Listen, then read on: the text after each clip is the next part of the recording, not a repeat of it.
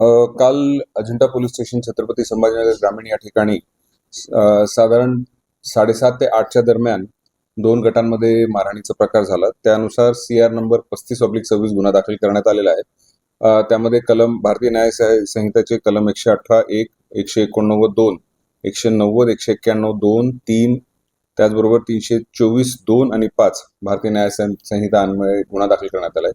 यामध्ये थोडक्यात हकीकत अशी आहे की काल एक व्यक्ती आहे, तो आपला मटण घेण्यासाठी एका दुकानावर गेला असता त्यांनी त्याचे पैसे मागितले असता सदरच्या व्यक्तीला जो दुकान मालक आहे तो म्हणाला की माझी सुद्धा तुझ्यावर उधारी आहे, आणि त्यावरून दोघांच्या पैशाच्या देवाणघेवाणावरून दोघांमध्ये बाचाबाची झाली आणि मग दोघांनीही आपापल्या मित्रांना बोलून त्या समोर आमोरासमोर दोन्ही गट एकत्र आले, त्यामध्ये दगडफेक वगैरे झालेली आहे.